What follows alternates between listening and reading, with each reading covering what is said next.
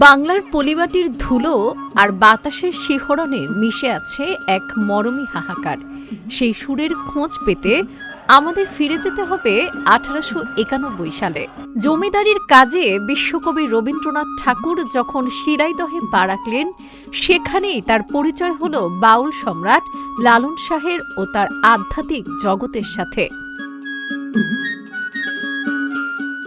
একতারা হাতে অচিন পাখির ডাক যেন রবীন্দ্রনাথের আভিজাত্যের দেয়াল ভেঙে হৃদয়ের গভীরে এক নতুন জানালা খুলে দিল। লালন নিজে কখনো কলম ধরেননি, তার গানগুলো ছিল শিষ্যদের কণ্ঠে কণ্ঠে ঘুরে বেড়ানো এক জীবন্ত নদী।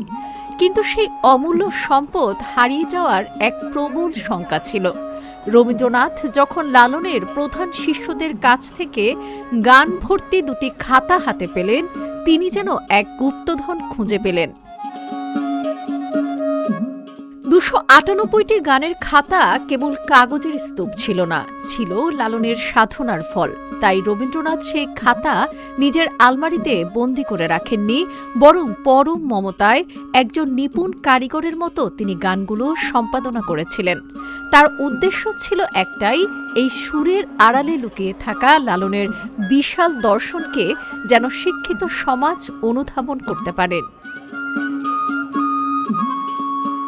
যখন গোরা উপন্যাসের পাতা ভরে উঠছে কিংবা ডাকঘর নাটকের অমল যখন অজানার নেশায় ব্যাকুল হয়েছে, তখন নেপথ্যে বাজছিল সেই লালনের সুর। 1915 সালে তারই একক প্রচেষ্টায় প্রবাসী পত্রিকার হারামণি বিভাগে লালনের 20টি গান প্রকাশিত হল। কলকাতার বাবু সমাজ সেদিন উপলব্ধি করেছিল লালনের গানে লুকিয়ে আছে উপনিষদের সমান গভীরতা। আজও বিশ্বভারতীর রবীন্দ্র ভবনে সেই ঐতিহাসিক খাতা দুটো যত্ন করে রাখা আছে। খাতার পাতাগুলো সাক্ষ্য দেয় অদ্ভুত মহামিলনের। একদিকে আভিজাত্য আর আধুনিকতার প্রতীক রবীন্দ্রনাথ, অন্যদিকে মাটির গন্ধ মাখা আধ্যাত্মিকতার সম্রাট লালন। বাংলার আকাশে বাতাসে আজও সেই সুর অনুরণিত হয়, যা আমাদের কানে কানে বলে যায়, রক্ত মাংসের এই নশ্বর মানুষের মাঝেই বাস করে সেই সহজ মানুষ।